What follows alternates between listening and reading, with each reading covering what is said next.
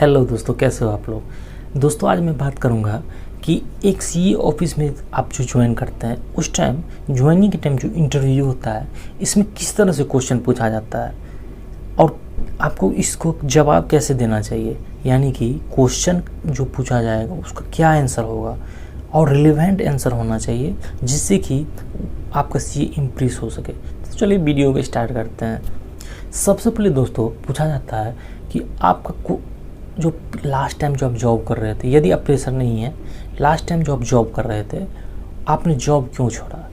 तो इसका आंसर आपको ये देना चाहिए कि वहाँ रिलेवेंट फील्ड जो है स्कोप और आगे नहीं था, कि आपके पास क्या क्या स्किल है, यानी कि आप जो काम किए हैं, ठीक है, आप क्या क्या काम जानते हैं। तो आप इसका आंसर दीजिएगा कि मैं टैली जानता हूँ या एक्सेल जानता हूँ, जो भी आप जानते हैं उसके बारे में सारा कुछ बता दीजिए।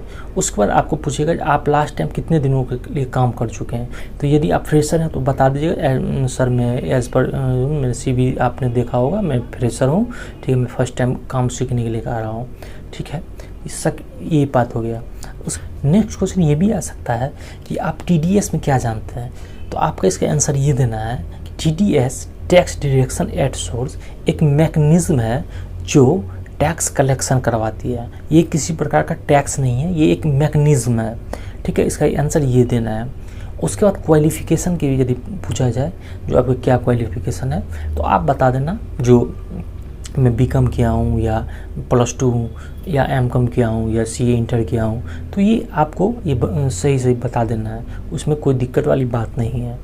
एक क्वेश्चन ये भी आ सकता है कि आप टैक्स कैसे सेव कर सकते हैं। तो इसका आंसर ये देना है कि टैक्स 80C to 82 डिडक्शन के साथ हम टैक्स सेव कर सकते हैं, ठीक है। आपका एक सेक्शन जरूर और याद करना है, जो 80C में जो है कितना डिडक्शन मिलता है। तो 80C में जो है 150 डिडक्शन मिलता है, मैक्सिमम 150 तक आपका डिडक्शन मिल सकता है, ठीक है। 80D भी आपको ध्यान में रखना है। 80D यानी कि ये इंश्योरेंस के लिए है, ठीक है, मेडिकल इंश्योरेंस के लिए है, ये भी आपको ध्यान में रखना है, ठीक है। उसके अलावा उसमें कुछ ध्यान नहीं रखना है।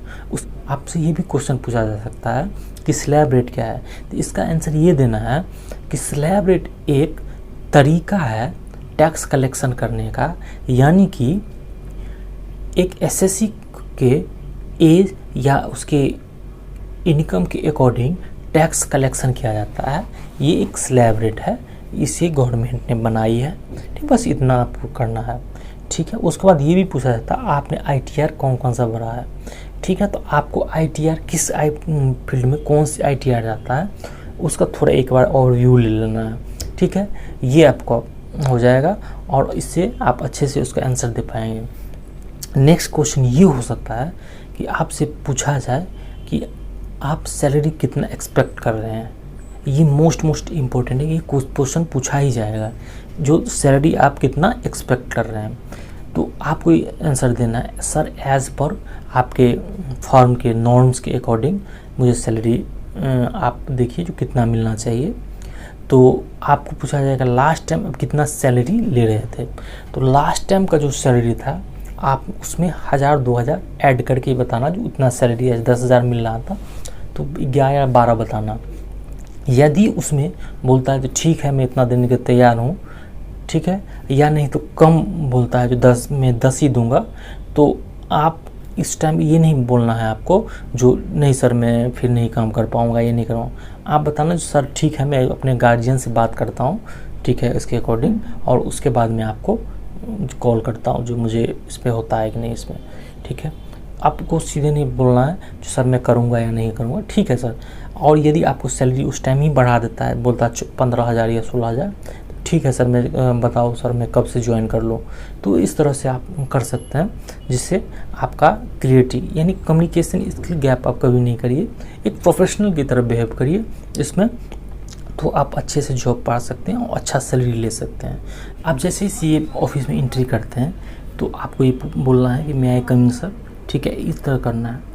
उसके बाद जो है आप चेयर पे बैठते हैं तो ऐसे करके नहीं बैठना है या ऐसे करके नहीं बैठना है, आप स्ट्रेट फॉरवर्ड ऐसे करके स्ट्रेट फॉरवर्ड होकर बैठना है, ठीक है। और जैसे आपका कोई फाइल आपके पास रखता है तो आप एक टेबल पे नहीं रखेंगे, आप जो है अपने फाइल को ऐसे हाथ में ऐसे रखेंगे, ठीक है। और जैसे जैसे आपका रिज्यूम तो ऑलरेडी पलेगा, फिर भी यदि फिजिकल रिज्यूम ज़रूर लेके जाएंगे, ठीक है। CV यानी CV आप ज़रूर लेके जाएंगे और आप फाइल से ऐसे निकाल के आप CV CA को देंगे।